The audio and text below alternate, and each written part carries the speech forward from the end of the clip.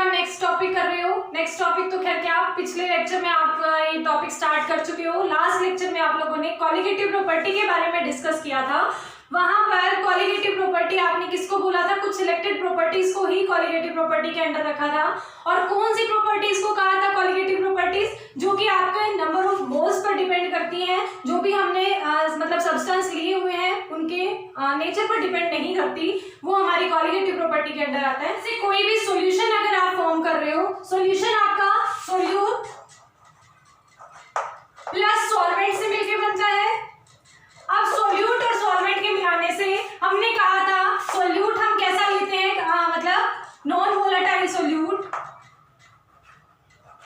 Non volatile solute, और उसको जब हम सॉल्वेंट में मिक्स करते हैं तो उसके बाद कुछ प्रॉपर्टीज हमारे सामने ऐसी थी जो कि अगर हम उन प्रॉपर्टीज को स्टडी करते हैं जो कि सिर्फ number of moles of solute पर डिपेंड करती हैं, जो कि आपका जो कि आपका नॉन वोलेटाइल सब्सटेंस है उसके number of moles per depend करती है। या सॉल्वेंट की भी अगर आप बात करो तो अगर सिर्फ number of moles per depend करने वाली कुछ प्रॉपर्टीज हो तो वो आपकी कॉलिगेटिव प्रॉपर्टी के अंडर आ रही थी। तो उनमें से हमने मतलब 4 टाइप की प्रॉपर्टीज बताई थी। First one is relative lowering in vapour pressure, next आपका क्या था, elevation in boiling point, next आपका था depression in freezing point, and fourth one is osmotic pressure. तो ये 4 टाइप की मैंने आपको ये कॉलिगेटिव प्रॉपर्टीज बताई थी।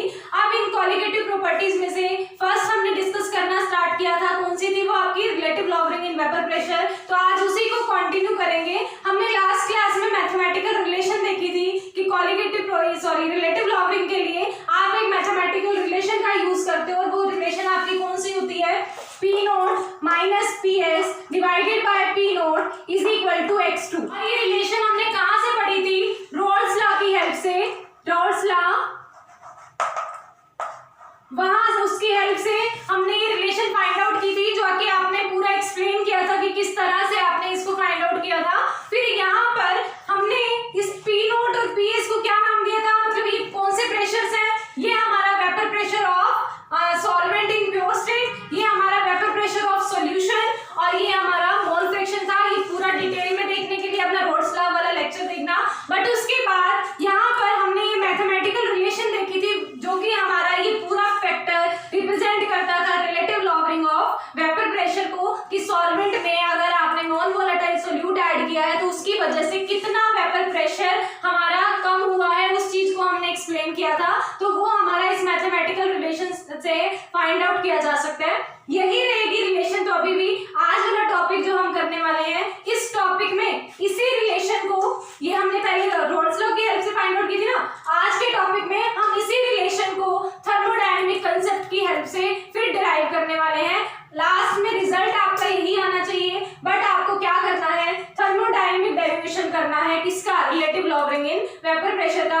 आपको वैसे जनरली, आपसे कोई भी जनरली पूछ रहा है कि relative lowering in vapour pressure को कैसे आप कैलकुलेट करोगे, तो मेथड आप यही बताओगे। बट एग्जाम में वो आपसे थर्मोडायनामिक डेरिवेशन भी पूछ सकता है। तो इसी वजह से आपका ये आज का टॉपिक रहेगा। अदरवाइज आप कुछ नया नहीं पढ़ने वाले हो। रिलेटिव लॉगरिंग का मीनिंग अभी भी वही रहेगा जो हमने लास्ट क्लास में डिस्कस किया था। बस आज हमें इसको थर्मोडायनामिकली प्रूव करना है कि जो हमने रिलेशन पढ़ी थी वो हमारी एग्जिस्ट करती है थर्मोडायनामिक मतलब कंसेप्ट के अकॉर्डिंग भी। तो वो चीज हम प्रूव करेंगे। तो स्टार्ट करते हैं। तो रिलेटिव लॉगरिंग में आपने, या रिलेटिव लॉगरिंग भी छोड़ो, आपने कॉलिगेटिव प्रॉपर्टीज के लिए जब आपने कॉलिगेटिव प्रॉपर्टीज पढ़ना स्टार्ट किया तो सबसे पहली कंडीशन क्या लगाई थी कि जो भी आप सॉल्यूशन फॉर्म करने वाले हो वो सॉल्यूशन नॉन वोलेटाइल सोल्यूट की हेल्प से फॉर्म होना चाहिए। तो हम यहाँ पर सबसे पहले यही अज्यूम करते हैं कि हमारा एक सॉल्यूशन फॉर्म हो रहा है। सॉल्यूशन हमने फॉर्म करा, ये सॉल्यूशन में हमें बार बार एक्सप्लेन नहीं करना है, मतलब बार बार मैं इस चीज को नहीं रिपीट करूंगी कि हमारा सॉल्यूशन में नॉन वोलेटाइल सोल्यूट ऐड है और सॉल्वेंट ऐड है, प्लस साथ में कोई पर्टिकुलर सॉल्वेंट, मतलब हर एक सोल्यूट जो है हर एक सॉल्वेंट में डिसॉल्व नहीं होता। बट अगर मैंने कोई नॉन वोलेटाइल सोल्यूट लिया तो कोई पर्टिकुलर सॉल्वेंट होगा, सॉल्वेंट पर कंडीशन नहीं है, सिर्फ सॉल्वेंट पे यही कंडीशन रहेगी कि उसमें सोल्यूट डिसॉल्व हो जाना चाहिए। तो जो भी हम सॉल्यूशन यहाँ पर फॉर्म करने वाले हैं वो सॉल्यूशन नॉन वोलेटाइल सोल्यूट की हेल्प से फॉर्म होना चाहिए। और अगर वो सॉल्यूशन फॉर्म हो गया है फिर उसके बाद हम उसके वेपर प्रेशर्स की अगर बात कर रहे हैं, दैट मींस वो सॉल्यूशन हम कन्वर्ट होता है, तो वेपर फेज में जब ये कन्वर्ट हो रहा है, हम कंडीशन लेके चल रहे हैं उसकी इक्विलिब्रियम की। क्या कहा देखो, मैंने कोई सॉल्यूशन फॉर्म किया और वेपर प्रेशर की अगर मुझे बात करनी है, वेपर्स बनेंगे तभी तो वेपर प्रेशर कैलकुलेट करोगे, तो वेपर फॉर्म में उसको कन्वर्ट करना है। वेपर फॉर्म में अगर वो कन्वर्ट हो रहा है तो हम उसकी इक्विलिब्रियम की कंडीशन की बात कर रहे हैं कि अगर सॉल्यूशन और वेपर के बीच में इक्विलिब्रियम एग्जिस्ट कर जाता है और साथ में कंडीशन रहेगी at constant temperature and pressure.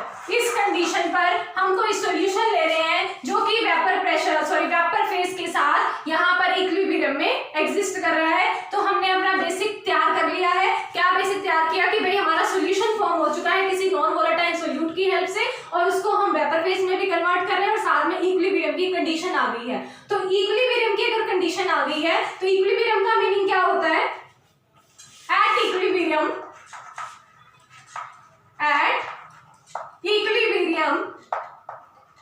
क्या होता है हमारा, जितनी कॉन्सेंट्रेशन हमारी सॉल्यूशन मतलब इक्विलिब्रियम में आने के बाद क्या होता है, हमारा प्रोसेस जो है एक तरह से स्टॉप हो जाता है, या स्टॉप को या यूं कहो कि जितना हमारा इधर चेंज आएगा उतना ही हमारा वहां पर भी सिस्टम में चेंज आया होगा। तो यहाँ अगर हमारे चेंज की बात कर रहे हैं तो जितना हमारा चेंज यहाँ होगा वहां भी उतना ही चेंज होगा। अगर मैं इनके केमिकल पोटेंशियल्स की बात करूं, किसके, सॉल्यूशन के केमिकल पोटेंशियल की और वेपर के केमिकल पोटेंशियल की, which is represented by mu. क्या है ये, केमिकल पोटेंशियल।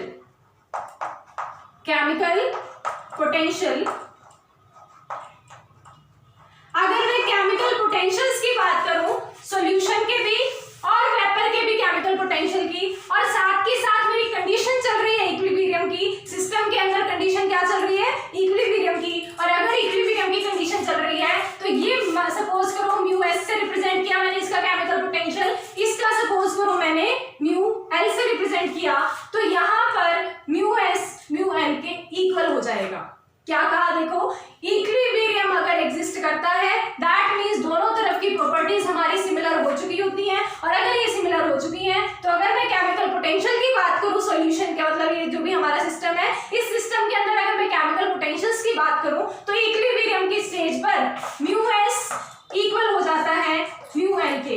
अगर मैं सॉल्वेंट, देखो अब ये बताओ मुझे पहले, अगर मैंने सॉल्वेंट जो भी मैंने सोल्यूट लिया, अगर मैंने वो नॉन वोलेटाइल लिया, नॉन वोलेटाइल मतलब वो वेपराइज नहीं हो सकता। अब हम यहाँ इक्विलिब्रियम किसके मतलब किसके बीच में बना रहे हैं, सॉल्यूशन के बीच में जिसके अंदर सोल्यूट और सॉल्वेंट दोनों हैं, और वेपर के बीच में। वेपर फेज में जो जा रहा है वो सिर्फ कौन जा रहा होगा सॉल्यूशन में से, सिर्फ और सिर्फ सॉल्वेंट जा रहा होगा, सोल्यूट तो जाएगा ही नहीं क्योंकि वो तो आपने नॉन वोलेटाइल लिया है। और अगर ये नॉन वोलेटाइल सोल्यूट लेने के बाद का सॉल्यूशन है तो वेपर में जाने वाला सिर्फ सॉल्वेंट होगा। तो अगर केमिकल पोटेंशियल सेम हो रहा है तो वो सॉल्वेंट्स का केमिकल पोटेंशियल सेम हो रहा है, तो इसीलिए यहाँ पर ना इस तरह से रिप्रेजेंट कर दो, म्यू वन ये हमारा अगर लिक्विड का है या सॉल्यूशन का कह दो, सॉल्यूशन का है, ये हमारा वेपर का है, तो mu one of solution is equal to mu one of vapour. मतलब chemical potential of solution chemical potential of solvent is equal to in solution state और chemical potential of solvent in vapour phase, ये दोनों हमारे equal होंगे। यहां तक समझ आया? किया कुछ नहीं है, जस्ट हमने केमिकल पोटेंशियल्स की बात की है, और केमिकल पोटेंशियल्स की बात अगर हम इक्विलिब्रियम पे करते हैं तो वो दोनों हमारे इक्वल हो जाएंगे। और यहाँ पर हम ये 1 क्यों लगा रहे हैं, 1 मैं आपको हर क्लास में बता रही हूँ, 1 जो हम सफिक्स में लगाते हैं वो सॉल्वेंट के लिए, और अगर 2 लगा रहे हैं तो दैट मीन्स हम सोल्यूट की बात कर रहे हैं। और पूरे चैप्टर में यही कंसीडरेशन लेके चलेंगे ताकि आप कहीं पर भी कंफ्यूज ना हो जाओ। तो 1 हमारा सॉल्वेंट को और 2 सोल्यूट को, that means mu one of S और म्यू वन ऑफ एल अगर हमने कंसीडर किया वी, तो यहाँ पर आपका इसका मीनिंग क्या हुआ, सॉल्वेंट का वेपर प्रेशर इन सॉल्यूशन और सॉल्वेंट का vapour pressure in vapour phase, आपने दोनों का कंसीडर किया है। अब अगर मैं चेंज कैलकुलेट करूं इनका दोनों का, चेंज कैसे कैलकुलेट करेंगे, इनको अगर हम डिफरेंशिएट कर दें तो डी म्यू वन एस भी इक्वल होगा डी म्यू वन वी के, डी म्यू वन वी। अब यहां पर क्या रिप्रेजेंट कर रहा है ये कि change in chemical potential of solvent in solution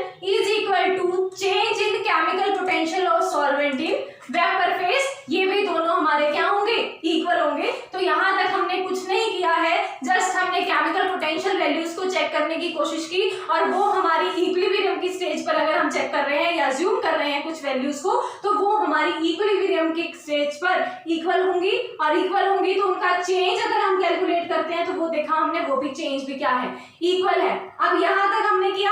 उसके बाद generally chemical potential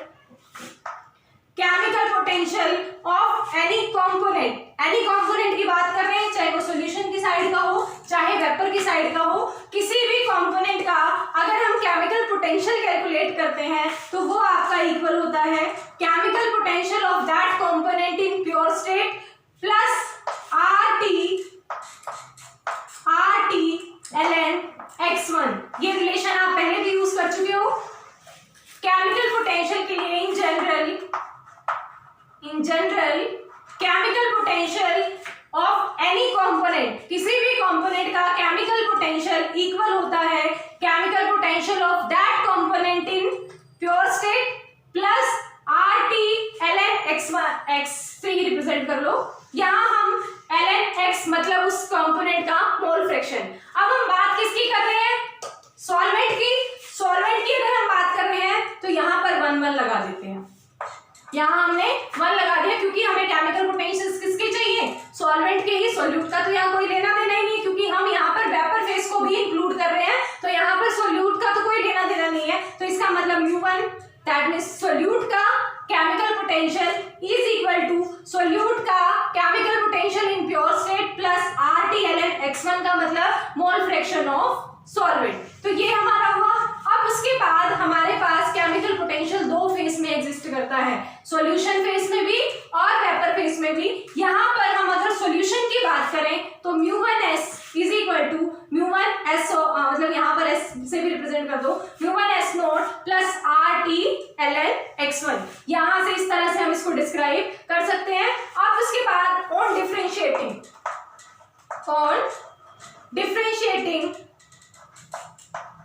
this equation,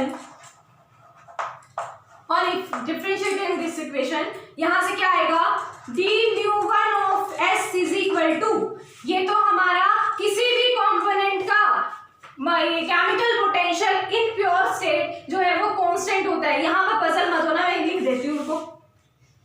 μ1s जो है वो केमिकल पोटेंशियल रिप्रेजेंट कर रहा है, केमिकल पोटेंशियल ऑफ सॉल्वेंट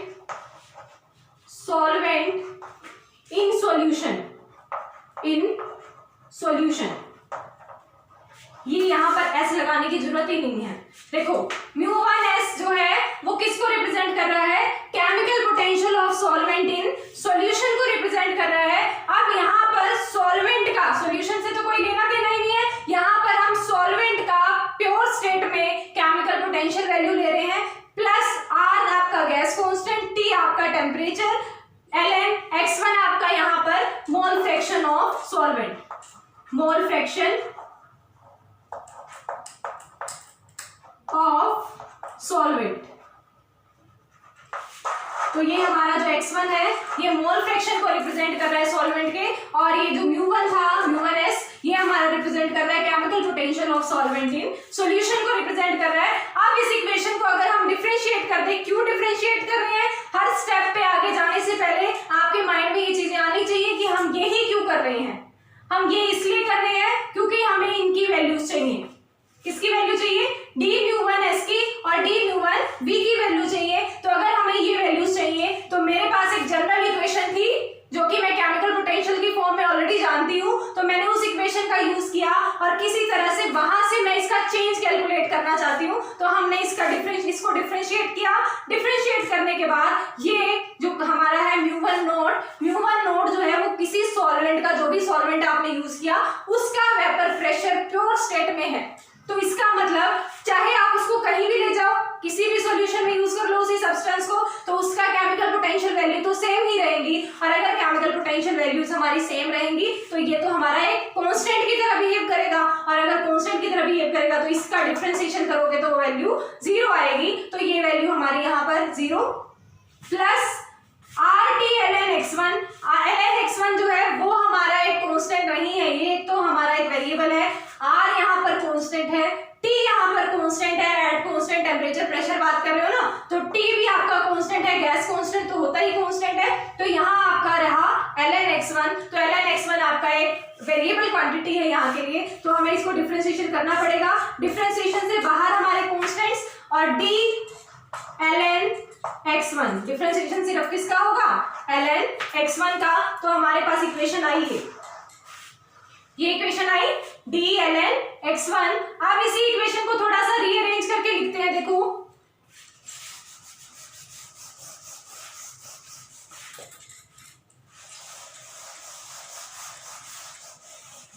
इस इक्वेशन को रीअरेंज करके लिख रही हूं, कैसे, d म्यू यहां लिख रही हूं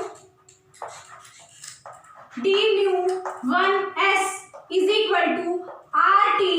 देखो d ln x1 को हम क्या लिख सकते हैं, dx1 by x1 इस फॉर्म में लिखा जा सकता है, बिल्कुल लिखा जा सकता है, क्योंकि 1 by x1 of dx 1 by x1 of dx1 हमारा किसके इक्वल होता है, d ln x1 के इक्वल ही होता है। तो यहाँ पर आपका इस फॉर्म को आप इसमें कन्वर्ट कर सकते हो, तो ये इक्वेशन हमारी किस में कन्वर्ट हो जाएगी, d u1s RT dx1 by x1। ये इक्वेशन आ गई आपके सामने, d u1s is equal to RT dx1 by x1। इस इक्वेशन को इक्वेशन नंबर 1 अज्यूम कर लो, इस इक्वेशन को इक्वेशन नंबर 2 अज्यूम कर लो। अभी तक देख लो हमने कुछ भी इतना ज्यादा टिपिकल जैसा कुछ नहीं किया है। केमिकल पोटेंशियल्स वैल्यू देखी, इक्विलिब्रियम पे इक्वल, फिर उनका डिफरेंशिएशन किया। डिफरेंशिएशन करने के बाद हमारे पास क्वेश्चन आता है कि इनको कैसे सॉल्व किया जाए, तो उसको सॉल्व करने के लिए हमने एक रिलेशन का यूज किया कि किसी भी सॉल्यूशन के लिए फॉर एनी सॉल्यूशन में बात कर सकते हो, क्योंकि ये हमारा कंपोनेंट्स के लिए मतलब ये हमारी इक्वेशन जो होती है किसी सॉल्यूशन के कंपोनेंट्स के लिए रिलेशन होती है। तो अगर कंपोनेंट्स के लिए रिलेशन है तो सॉल्यूशन में अगर मुझे सॉल्वेंट का केमिकल पोटेंशियल कैलकुलेट करना है या सोल्यूट का केमिकल पोटेंशियल कैलकुलेट करना है, तो वो हम इस इक्वेशन की हेल्प से कैलकुलेट कर सकते हैं। तो यहाँ से μ1s is equal to μ1 not plus RT ln x1 के इक्वल आ गया।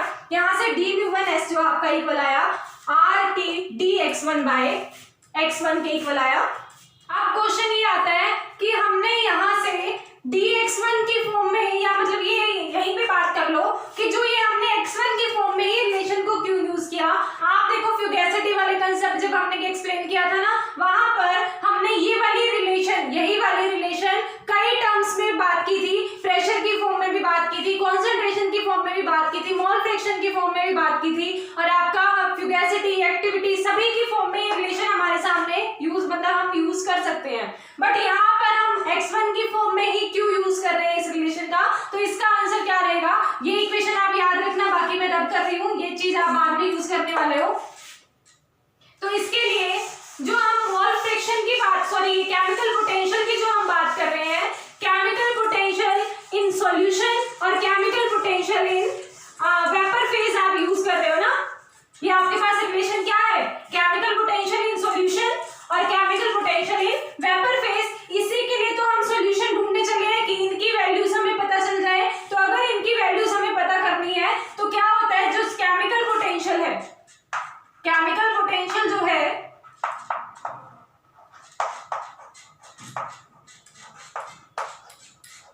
किसी भी सॉल्यूशन के लिए, ये वैल्यू आप याद रखना,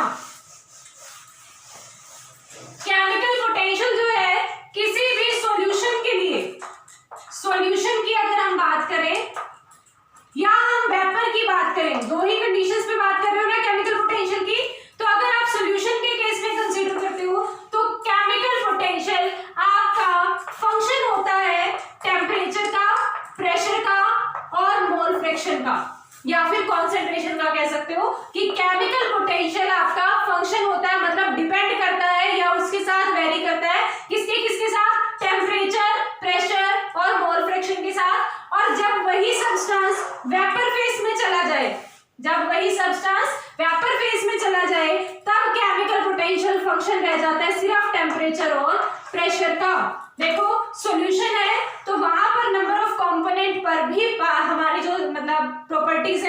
डिपेंड करती है, नंबर ऑफ मोल्स पर भी डिपेंड करती है। तो वहां पर टेम्परेचर, प्रेशर और मोल फ्रैक्शन दोनों पर, मतलब तीनों पर डिपेंड करती है। बट जब वेपर फेज में चला जाता है तो वहां पर नंबर ऑफ मोल्स मैटर नहीं करते, और अगर नंबर ऑफ मोल्स मैटर नहीं करते तो उस टाइम पे केमिकल पोटेंशियल सिर्फ दो ही वेरिएबल का फंक्शन रह जाता है, किसका किसका, टेम्परेचर का और प्रेशर का। और अगर इन दोनों फॉर्म्स में ये फंक्शन रह जाता है तो यहाँ पर आप ये देखिए हमने कंडीशन लगा रखी है कांस्टेंट टेम्परेचर प्रेशर की सॉल्यूशन पर, सॉल्यूशन का टेम्परेचर और प्रेशर कांस्टेंट रहेगा। ये कंडीशन हमारी ओवरऑल नहीं चल रही कि वेपर में भी आप ये क्या नाम है प्रेशर को कांस्टेंट नहीं कर सकते, वहां तो वेपर्स बन रहे हैं तो प्रेशर क्रिएट होगा, तो वहां तो प्रेशर वेरी करेगा। बट यहाँ हम सॉल्यूशन के केस में टेम्परेचर प्रेशर कांस्टेंट कंसीडर कर सकते हैं। तो अब अगर मैं इसकी वेरिएंस चेक करूं, जैसे हमने कहा म्यू डिपेंड करता है, हमारा मतलब फंक्शन है, सॉरी म्यू हमारा फंक्शन है किसका, टेम्परेचर प्रेशर। एक सेकेंड,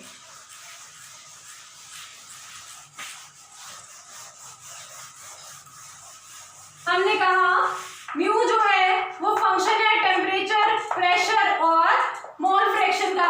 अगर ये फंक्शन है और इसकी हम वेरिएंस चेक करें, वेरिएंस मतलब इसको डिफरेंशिएट करें या यूं चेक करें कि केमिकल पोटेंशियल टेम्परेचर के साथ कैसे चेंज होता है, प्रेशर के साथ कैसे वेरी करता है, या मोल फ्रैक्शन के साथ कैसे वेरी करता है। तो हम अगर सेपरेटली इसकी वेरिएंस चेक करते हैं तो वो हमारी इक्वल किसकी आएगी, डी म्यू, मतलब डी म्यू जो चेंज है हमारा ओवरऑल किस स्टेट में, सॉल्यूशन के स्टेट में। तो सॉल्यूशन के स्टेट में आपका चेंज या वेरिएंस इन सभी को वेरी करने से जो सिस्टम में चेंज आएगा उस पर डिपेंड करेगा। हम अब क्या करेंगे, पहले एक वेरिएबल को वेरी कराएंगे, बाकी दो को मतलब उसके रिस्पेक्ट में कांस्टेंट रखेंगे। मतलब क्या, पहले मैं म्यू को अगर टेम्परेचर के रिस्पेक्ट में वेरी करा रही हूं तो वहां पर मैं प्रेशर को और मोल फ्रैक्शन को कांस्टेंट रखूंगी। फिर उसी तरह से मैं प्रेशर को मतलब वेरी करा रही हूं, सॉरी प्रेशर को मैं वेरी कराऊंगी तो टेम्परेचर को और मोल फ्रैक्शन को कांस्टेंट रखूंगी। फिर नेक्स्ट मैं मोल फ्रैक्शन को वेरी कराऊंगी और टेम्परेचर और प्रेशर को मैं कांस्टेंट अगर रखूं तो उसके इक्वल हमारा आएगा। दैट मींस ये सभी के, ये तो हमारे सिंगल वेरिएशन हुए कि एक एक वेरिएबल के रिस्पेक्ट में हमने वेरी कराया, ये तो सिंगल वेरिएशन हुए। बट अगर मुझे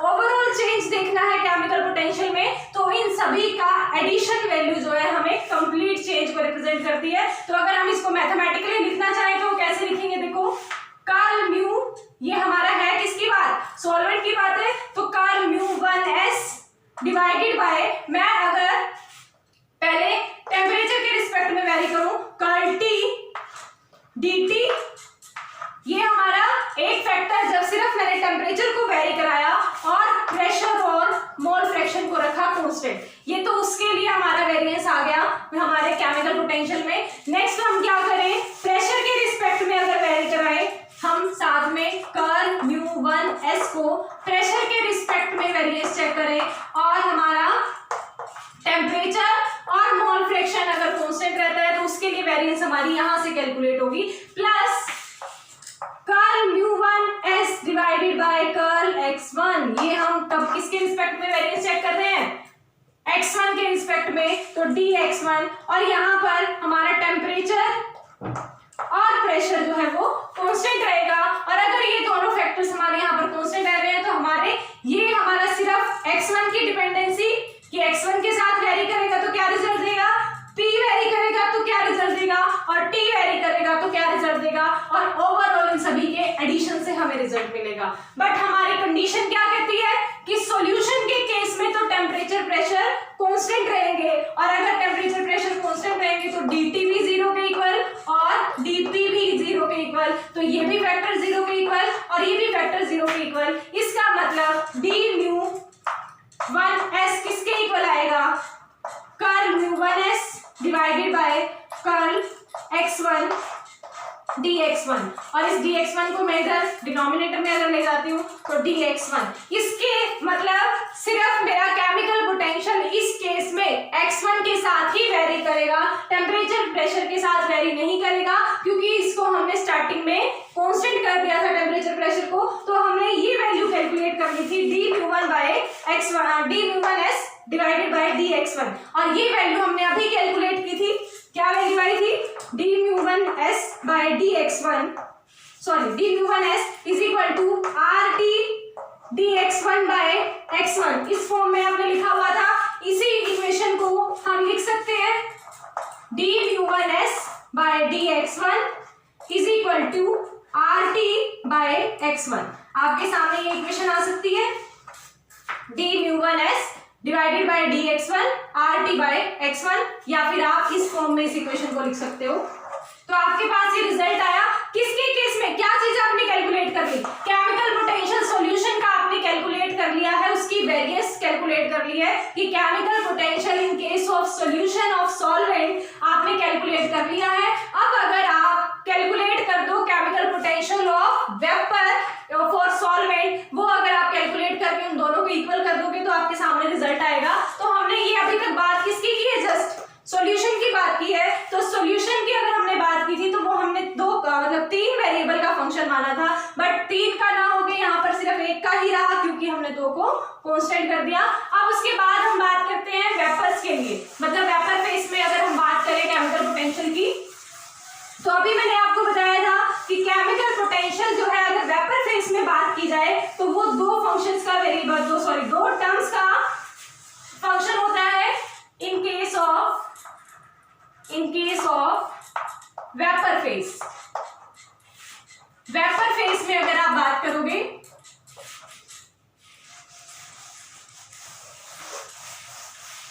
तो वेपर फेस में देखिए क्या होगा, μ1 v से रिप्रेजेंट कर रहे थे जो कि आपका फंक्शन है किसका, टेम्परेचर का और प्रेशर का।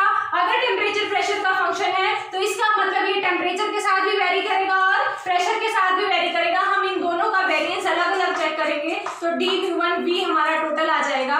ये कैसे चेक होगा, d(μ1v) divided by curl t dt at constant pressure plus curl μ1v divided by curl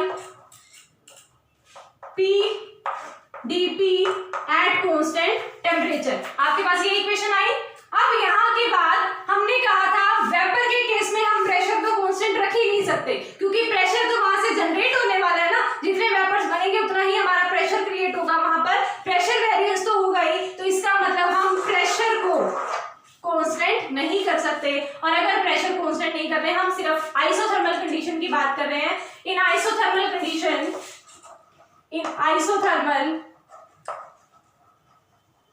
condition लिख लेना साथ में कंडीशन। यहाँ आपका d(μ1v) किसके इक्वल आ जाएगा, इसके इक्वल आएगा इस वाले फैक्टर के, क्योंकि ये तो हमारा क्या होगा कांस्टेंट, क्योंकि आइसोथर्मल कंडीशन ले रहे हैं, that means dt is equal to 0, और अगर dt 0 के इक्वल हो जाएगा तो ये वाला फैक्टर हमारा 0। तो d(μ1) in case of vapour phase तो हमारे पास सिर्फ इसके इक्वल आएगा विच इज इक्वल टू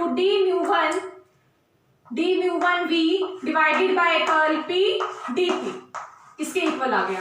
ठीक है, तो हमने अभी क्या किया कि वेपर फेज टेम्परेचर प्रेशर दोनों पर डिपेंडेंट होता है। वेपर फेज में केमिकल पोटेंशियल हमारा टेम्परेचर और प्रेशर दोनों पर डिपेंडेंट है। टेम्परेचर प्रेशर पर डिपेंडेंट तो होता है केमिकल पोटेंशियल, बट इस केस में वेपर्स बनते जा रहे हैं, तो वेपर्स अगर बन रहे हैं तो दैट मींस वहां पर प्रेशर कांस्टेंट नहीं हो सकता। तो प्रेशर तो कांस्टेंट नहीं हो सकता, हम किसको कांस्टेंट कर लेंगे, टेम्परेचर को, जो कि हमारी कंडीशन पर्टिकुलर चल रही है स्टार्टिंग से ही, तो टेम्परेचर हमारा कांस्टेंट होगा, तो ये वाला फैक्टर 0, तो हमारा रिलेशन सिर्फ इसके इक्वल आएगा, मतलब चेंज जो है, वेरिएंस जो है केमिकल पोटेंशियल का, वो सिर्फ इस फैक्टर के इक्वल आएगा जो कि हमने वहां पर राइट किया।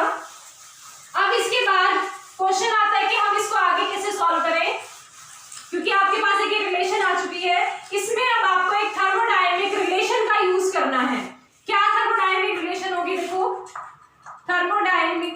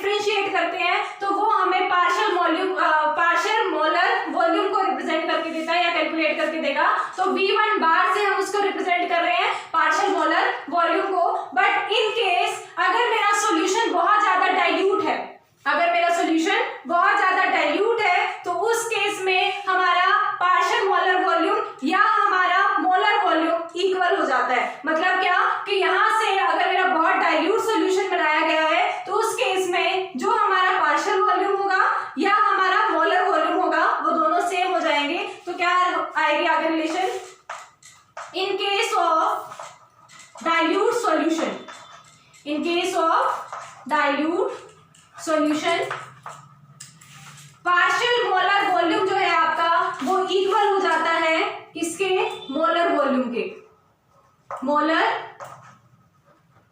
वॉल्यूम के। पार्शियल मोलर का मतलब देखो क्या होता है कि हम हर कंपोनेंट के मतलब वॉल्यूम की बात करें, हर कंपोनेंट का मतलब सोल्यूट के भी वॉल्यूम की और सॉल्वेंट के भी मोलर वॉल्यूम की हम सेपरेटली बात कर रहे हैं। बट अगर डाइल्यूट सॉल्यूशन बना रहे हो तो डाइल्यूट बनाने का मतलब है आप वहां पर सॉल्वेंट की का अमाउंट इन एक्सेस कर रहे हो, और अगर इन एक्सेस आप कर रहे हो सॉल्वेंट का अमाउंट तो फिर आपका कंपोनेंट्स पर डिपेंड नहीं करेगा, मतलब पार्शियल मोलर वॉल्यूम लेने की जरूरत नहीं है, आप डायरेक्ट मोलर वॉल्यूम ले सकते हो। तो इसका मतलब यहाँ पर हम V1 बार से अगर रिप्रेजेंट कर रहे हैं पार्शियल मोलर वॉल्यूम को तो हम कह सकते हैं V1 नोट के इक्वल, जो कि हमारा मोलर वॉल्यूम को रिप्रेजेंट करने वाला है। दोबारा सुन लो क्या कहा, यहाँ तक समझ आया कि थर्मोडायनामिक टर्म्स में हमारा केमिकल पोटेंशियल का प्रेशर के रिस्पेक्ट में वेरिएंस पार्शियल मोलर वॉल्यूम के इक्वल होता है।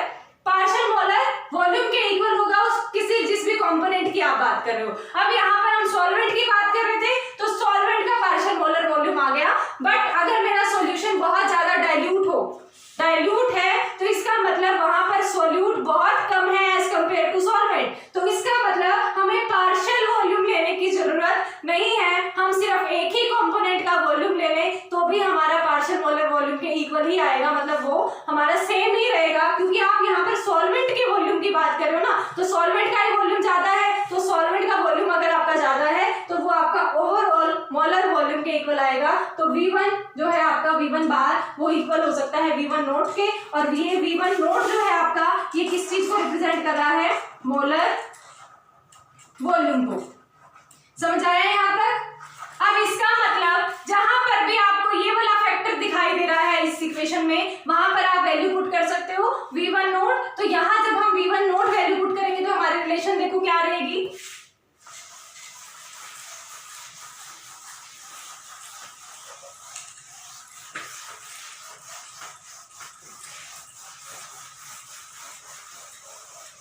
ये वाले फैक्टर की वैल्यू कहा है ना हमने, जो कि V1 बार के इक्वल थी which is partial molar volume, और V1 बार को हमने V1 नोट के इक्वल कहा जो कि हमारे मोलर वॉल्यूम को रिप्रेजेंट करने वाला था। तो ये इक्वेशन हमारी क्या बनेगी, dμ1V is equal to V1 naught divided multiplied by dP, V1 naught dP। इस वाले फैक्टर की वैल्यू तो हमारी क्या थी, V1 बार के इक्वल थी, और वो V1 बार जो है वो इक्वल हो जाएगा V1 नोट के जब हमारा सॉल्यूशन कैसा होगा, डाइल्यूट होगा।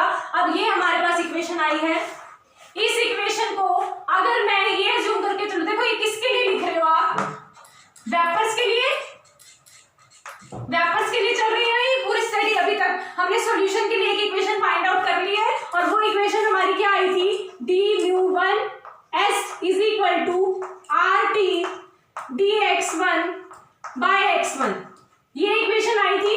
ये हमने सॉल्यूशन के लिए स्टडी कर लिया था, उसके बाद से हम वेपर के लिए स्टडी कर रहे हैं। वेपर के लिए अगर स्टडी कर रहे हो तो वेपर मींस गैसियस फॉर्म में कन्वर्ट हो रहा है, और अगर हम ये अज्यूम कर लें, ये हमारी गैसियस फॉर्म है ना वेपर फॉर्म, तो अगर वेपर फॉर्म या गैसियस फॉर्म को हम ये अज्यूम कर लें कि जितना भी सॉल्यूशन वेपर फॉर्म में कन्वर्ट हो रहा है वो इक्विलिब्रियम की स्टेट पर जाने के बाद वो एक आइडियल गैस की तरह बिहेव करने लग जाए। देखो क्या बोला मैंने, लिख के बता, मतलब इसको नोट करो।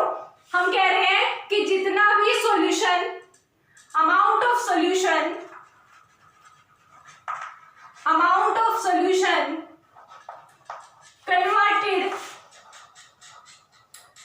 converted into vapor phase, if amount of solution converted into vapor phase are become behaving like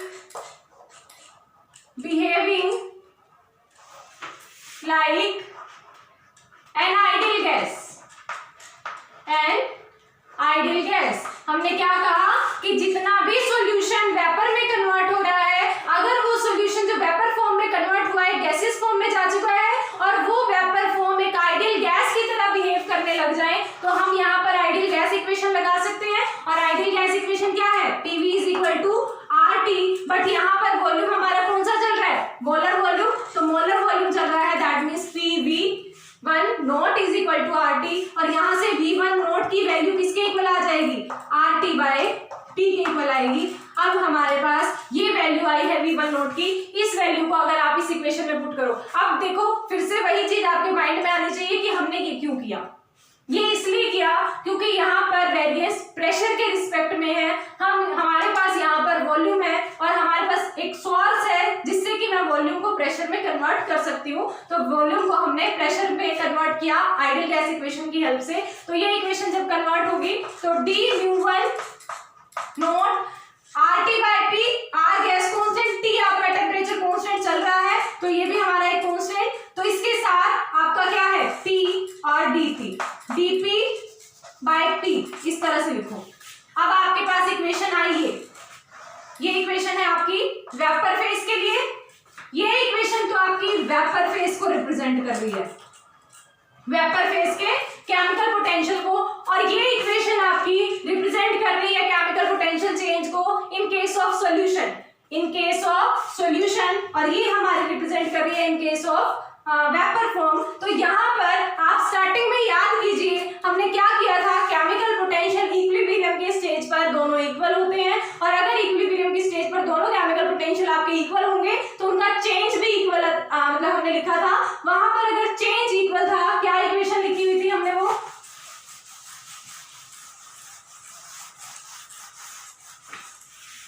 d mu1 of S equal था d mu1 ऑफ V के, d mu1 ऑफ S आपका इक्वल था d mu1 of V के, मतलब solution का chemical potential और आपका vapour का केमिकल पोटेंशियल जो है वो सेम आ रहा था, मतलब उनका डिफरेंस जो है, चेंज जो है वो सेम आ रहा था। अगर चेंज सेम आ रहा था तो हमने दोनों वैल्यूज को कैलकुलेट कर लिया है, एक को प्रेशर की फॉर्म में, एक को मोल फ्रैक्शन की फॉर्म में, तो हम ये वैल्यूज पुट करते हैं क्योंकि ये वाला फैक्टर इस फैक्टर के इक्वल है, तो इनके मतलब लेफ्ट हैंड साइड्स अगर इक्वल है तो राइट हैंड साइड्स भी इक्वल होंगे। तो RT d mu1 S की वैल्यू क्या आई थी, RT dx1 by x1 equal to d mu1 V की वैल्यू क्या आई थी, RT dP बाय P। आपके पास ये इक्वेशन आ चुकी है, RT dx1 बाय x1 और RT dP1 बाय और dP बाय P, आपके पास ये इक्वेशन आ चुकी है। अब इस इक्वेशन में जो आपका ये प्रेशर चल रहा है, प्रेशर भी किसका चल रहा होगा, P1 का ही चल रहा होगा, मतलब सॉल्वेंट का ही प्रेशर चल रहा होगा, क्योंकि वेपर फेज में कौन कन्वर्ट हो रहा है, तो ये हमारा सॉल्वेंट ही कन्वर्ट हो रहा है। तो इसका मतलब RT dx1 by x1, RT dP1 bye P1, यहाँ से RT आपका कैंसिल हो जाएगा और इक्वेशन क्या बचेगी, dx1 by x1 is equal P1 bye P1। अब देखो हमें क्या करना है, इस इक्वेशन, हमारा मतलब मोटिव क्या होना चाहिए कि इस इक्वेशन को सॉल्व करना, इस इक्वेशन को सॉल्व करके और लास्ट में हमारे रिजल्ट तक पहुंचना है, रिलेटिव लॉगरिंग ऑफ वेपर प्रेशर का जो आपके सामने स्टार्टिंग में मैंने रिजल्ट रखा था, उस रिजल्ट तक आपको पहुंचना है। तो उसके लिए देखो क्या करना है, जिस मैथमेटिकल रीअरेंजमेंट कुछ कर लेते हैं। उसके लिए आपको पता होना चाहिए कि जो ये आपका x1 है, मोल फ्रैक्शन ऑफ सॉल्वेंट है, इसके साथ साथ आपके सॉल्यूशन के अंदर मोल फ्रैक्शन, कुछ नंबर ऑफ मोल्स जो है वो सॉल्यूट के भी है, और अगर सॉल्यूट के हैं तो उसका भी कोई ना कोई मोल फ्रैक्शन होगा। तो x1 अगर मेरा मोल फ्रैक्शन ऑफ सॉल्वेंट को रिप्रेजेंट करता है, ऑफ सॉल्वेंट को रिप्रेजेंट कर रहा है, और x2 mole fraction of solute को अगर रिप्रेजेंट कर रहा है, तो आप सभी को पता है और फर्स्ट लेक्चर में मैंने आपको एक्सप्लेन भी किया था कि x1 प्लस x2 मतलब जितने भी नंबर ऑफ कंपोनेंट्स हैं किसी भी सॉल्यूशन के अंदर, उन सभी कंपोनेंट्स का मोल फ्रैक्शन हमेशा इक्वल होता है 1 के। और अगर x1 plus x2 is equal to 1 है, तो यहाँ से अगर मैं x1 की वैल्यू कैलकुलेट करूं, ये देखो x1 है ना हमारे पास, तो x1 की अगर मैं वैल्यू कैलकुलेट करूं तो वो आपकी आ सकती है 1 माइनस x2 के इक्वल। x1 किसके इक्वल आ सकता है? 1 माइनस x2 के इक्वल। और इन केस अगर मैं इस x1 को 1 माइनस x2 मतलब x2 की फॉर्म में कन्वर्ट करूंगी तो मुझे ये डिफरेंशिएशन वाला फैक्टर भी किस में कन्वर्ट करना पड़ेगा? x2 में ही। तो इसके लिए आप इस इक्वेशन को डिफरेंशिएट कर दो, इसी इक्वेशन को डिफरेंशिएट करो। तो डिफरेंशिएट करने से dx1 फर्स्ट फैक्टर का डिफरेंशिएशन dx1 प्लस dx2 और इज इक्वल टू 1 है, तो 1 तो हमारा कांस्टेंट है और कांस्टेंट का डिफरेंशिएशन 0 के इक्वल आ जाएगा। और अगर आपके पास ये इक्वेशन आई तो यहाँ से dx1 किसके इक्वल आएगा? dx1 इक्वल आ जाएगा आपका माइनस ऑफ dx2 के। dx1 इक्वल आएगा माइनस ऑफ dx2 के। और x1 किसके इक्वल आया? 1 माइनस x2 के। तो ये आपकी इक्वेशन और एक ये आपकी इक्वेशन, इन दोनों इक्वेशंस को अगर हम यहाँ पर यूज करें, इन दोनों इक्वेशंस को यहाँ पर हम यूज करते हैं तो ये क्या इक्वेशन में मतलब ये किस में चेंज होगा? माइनस, मैं पहले ये वाला फैक्टर लिख रही हूँ, dp1 bye p1 is equal to dx1 की वैल्यू क्या है? माइनस dx2, तो minus dx2 divided by x1 की वैल्यू क्या है? 1 माइनस x2, 1 माइनस x2 के इक्वल आएगा। अब आपको क्या करना है? इसको सॉल्व करने के लिए इस इक्वेशन को इंटीग्रेट करना पड़ेगा। इंटीग्रेट करके लास्ट में हमारे पास रिजल्ट आने वाला है। बट इंटीग्रेट करने से पहले हमें ये पता होना चाहिए कि हमारी लिमिट्स कहाँ से कहाँ तक है। इंटीग्रेशन की तो लिमिट्स लगाते हो ना कि कहाँ से कहाँ तक आप अपनी इक्वेशन को इंटीग्रेट कर रहे हो, तो उसके लिए आपको लिमिट्स पता होनी चाहिए। तो लिमिट्स के लिए देखो क्या क्या फैक्टर्स हैं, प्रेशर है और आपका x2 मतलब मोल फ्रैक्शन ऑफ सोल्यूट है। एक तो आपका प्रेशर है, दूसरा आपका x2 which is mole fraction of solute, mole fraction of solute. ये दो फैक्टर्स है ना। अब इनमें आपको ये पता होना चाहिए वो वेरिएंस कहां से कहां तक का होगा। तो अगर आप प्रेशर की बात करो या मोल फ्रैक्शन की पहले बात करो, सपोज करो x2 जब 0 अमाउंट में ऐड किया गया था, सॉल्यूशन जो हम फॉर्म कर रहे हैं, सॉल्यूशन के अंदर सोल्यूट ऐड है, किसमें? सॉल्वेंट के अंदर। सॉल्वेंट में सोल्यूट ऐड किया था। अब सॉल्वेंट में सोल्यूट जब आपने ऐड किया तो जब आपने सोल्यूट ऐड ही नहीं किया था तो अगर उसके वेपर प्रेशर की आप बात करो, मतलब उस टाइम पे वेपर प्रेशर की बात करो, तो उस टाइम पे जो प्रेशर है या P1 है, P1 किसको रिप्रेजेंट कर रहा है? प्रेशर ऑफ सॉल्वेंट को ना। तो उस टाइम पे P1 vapour pressure of solvent बिल्कुल किसके इक्वल होगा? P1 नोट के इक्वल होगा। और ये P1 नोट क्या है? P1 नोट है आपका vapour pressure of solvent, vapour pressure of solvent in pure state, in pure state। दोबारा सुनो क्या कहा, जब हमने कोई भी सोल्यूट ऐड नहीं किया उस टाइम पे मोल फ्रैक्शन ऑफ सोल्यूट 0 के इक्वल होगा। और अगर 0 के इक्वल है, मोल फ्रैक्शन 0 के इक्वल है मतलब सोल्यूट ऐड नहीं किया है, तो उस टाइम पे सॉल्यूशन के अंदर वेपर प्रेशर अगर फॉर्म हो रहा है तो वो सिर्फ किसकी वजह से होगा? अगर हम वहां पर भी वेपर प्रेशर की बात करें तो वो सिर्फ किसकी वजह से होगा? सिर्फ और सिर्फ सॉल्वेंट की वजह से होगा। इसीलिए हमने कहा vapour pressure of solvent in pure state के इक्वल होगा।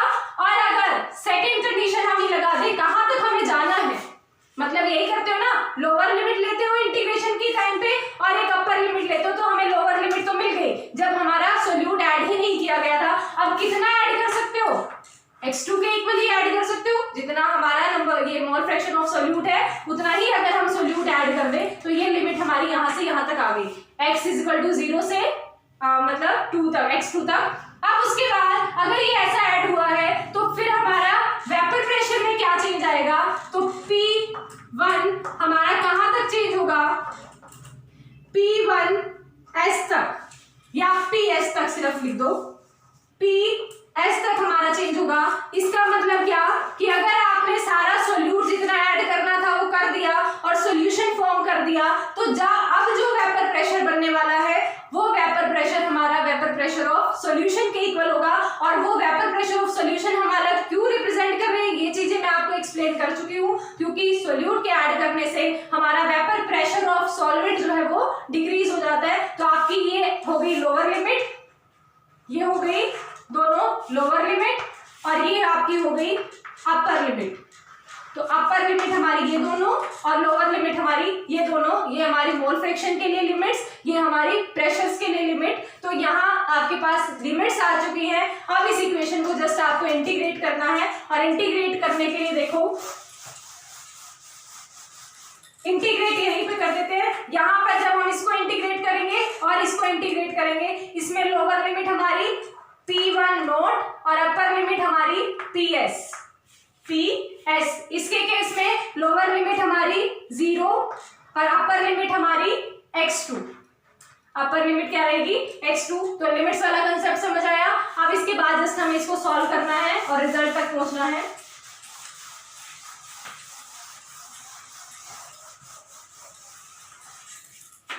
अब जब इसको इंटीग्रेट करोगे तो इंटीग्रेट में 1/x dx का इंटीग्रेशन किसके इक्वल होता है, log x के। तो यहाँ पर भी 1 माइनस x2 है, x स्क्वायर मत समझना, x2 है, x2 एक रिप्रेजेंटेशन है। तो 1 माइनस x का इंटीग्रेशन क्या होता है, log ऑफ 1 माइनस x के इक्वल होता है। और फिर फर्दर आप माइनस x का इंटीग्रेशन करते हो जो कि आपका -1 के इक्वल आता है। तो ये तो आपके सिंपल इंटीग्रेशन के रूल्स हैं कि 1 बाय 1 माइनस x dx का इंटीग्रेशन log 1 माइनस x के इक्वल होगा। फिर आप फर्दर इंटीग्रेशन करते हो -x का, और -x का इंटीग्रेशन -1 के इक्वल आएगा। तो अब यहाँ आपके पास इंटीग्रेशन के रूल्स हैं। तो यहाँ से जब इस इक्वेशन को इंटीग्रेट करोगे तो इसका तो इंटीग्रेशन क्या आएगा, log P1 और लिमिट्स हमारी P1 नोट से लेकर PS तक, अपर लिमिट हमारी PS इज इक्वल टू, इसका इंटीग्रेशन जब आप करोगे नेगेटिव साइन ऑलरेडी इसके पास है, और इसका integration log 1 minus x, log 1 minus x2, log 1 minus x2, और फर्दर जब माइनस x2 का इंटीग्रेशन करोगे तो माइनस साइन और आ जाएगा, -1 आता है ना। और ये हमारा लिमिट जब हम पुट करेंगे तो 0 और अपर लिमिट हमारी x2। आपके पास ये इक्वेशन आई। अब जब हम लिमिट्स पुट करेंगे, अपर limit minus lower limit put की जाती है। तो इसमें अपर लिमिट हमारी क्या है, log of PS minus log of P1 naught, upper limit minus lower limit is equal to minus minus क्या हो जाएगा प्लस, तो minus minus plus log of upper limit 1 minus x2 ही रहेगा, माइनस जब हम यहाँ पर 0 वैल्यू पुट करेंगे तो log 1 आएगा। log 1 की वैल्यू क्या होती है, 0। तो अगर ये वैल्यू 0 है तो यहाँ पर हमारे पास सिर्फ यही फैक्टर आने वाला है। और इसमें आपको हर बार बताती हूँ, log m minus log n को आप लिख सकते हो log m बाय n की फॉर्म में। तो अगर आप log m minus log n की तरह इसको ट्रीट करोगे तो आप इसको रेशो में लिख सकते हो, और अगर रेशो में लिख सकते हो तो ln PS by P1 naught is equal to log of 1 minus x2 के इक्वल आ गया, 1 माइनस x2 के इक्वल आया। अब दोनों तरफ log है तो log से log कैंसिल हो जाएगा, तो P log से log हमारा जब कैंसिल होता है तो PS divided by P naught is equal to 1 minus x2 के इक्वल आया। अब यहाँ से आप जस्ट मैथमेटिकल रीअरेंजमेंट करो और आपका रिजल्ट आ जाएगा। क्या रीअरेंजमेंट करनी है, दो तरह से रीअरेंज कर सकते हैं इसको हम। फर्स्ट तो क्या करें, PS by P naught, PS by P naught, ये वाला फैक्टर अगर मैं इधर ले जाऊं -1 is equal to minus x2 के इक्वल बचेगा, is equal to minus x2 के इक्वल बचेगा। अगर मैं नेगेटिव साइन ओवरऑल कॉमन ले लूं, पूरे में से नेगेटिव साइन अगर मैं कॉमन लूं,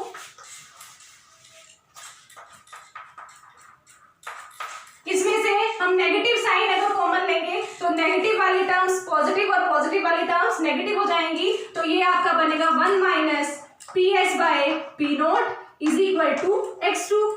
ये पॉजिटिव था, ये नेगेटिव हो गई, ये नेगेटिव था, ये पॉजिटिव हो गया, ये वाला फैक्टर नेगेटिव था, ये पॉजिटिव हो गया। तो अब इसको आप आप रीअरेंज करके क्या लिख सकते हो, P naught minus P S, P naught minus P S by P naught is equal to x2, P naught minus P S divided by P naught is equal to x2। तो अगर आप इस form में इसको लिख सकते हो तो ये इक्वेशन आपकी क्या थी, यही इक्वेशन तो थी जिसके लिए आपने इतना सब किया है, यही इक्वेशन है हमारी relative lowering of vapour pressure. तो ये आपका क्या हुआ, रिलेटिव लॉवरिंग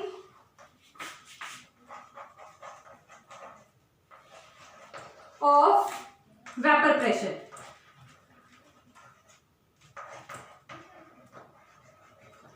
अब उसके बाद इसको हम रीअरेंज करके एक तरीके से और लिख सकते हैं, देखो कैसे, 1 माइनस x2 को आप किसके इक्वल लिख सकते हो, अभी आपने कहा था x1 प्लस x2 इक्वल होता है आपके 1 के, और x1 आपका इक्वल होता है 1 माइनस x2 के। तो अगर आपका 1 माइनस x2 है तो इसको किसके इक्वल लिखा जा सकता है, x1 के। तो यहां से जब हम इसको लिखेंगे P S by P naught is equal to x1, P S by P naught is equal to x1, just इसके इक्वल हमने 1 माइनस x2 को हमने इक्वल रखा x1 के इस रिलेशन की हेल्प से। तो P S by P naught is equal to x1, अब इसको हम क्रॉस मल्टीप्लाई इधर कर देते हैं, तो P S is equal to x1 into P naught. ये रिलेशन याद करो, ये रिलेशन आपने कहाँ पढ़ी है, ये रिलेशन है आपकी रॉड्स का law, rods law, rods law की फॉर्म में आपने ये इक्वेशन पढ़ी हुई है। तो हमने थर्मोडायनेमिकली दोनों कंसेप्ट्स को प्रूव कर दिया, रॉड्स लॉ को भी थर्मोडायनेमिक कंसेप्ट से प्रूव किया और हमारे relative lowering of vapour pressure को भी हमने रॉड्स लॉ थर्मोडायनेमिक डेरिवेशन की हेल्प से प्रूव किया। तो आपका ये टॉपिक यहीं तक रहेगा वैसे तो, बट ये आप चीज ध्यान रखना कि आपने केमिकल पोटेंशियल की हेल्प से लेकर केमिकल पोटेंशियल में सॉल्यूशन और लिक्विड के इक्विलिब्रियम की हेल्प से थर्मोडायनेमिक कंसेप्ट को यूज करते हुए आपने प्रूव किया है किसको, रॉड्स लॉ को भी और आपके relative lowering of vapour pressure को भी। तो आपका आज का टॉपिक यहीं तक रहेगा, बाकी हम नेक्स्ट क्लास में करेंगे। आज के लिए थैंक यू।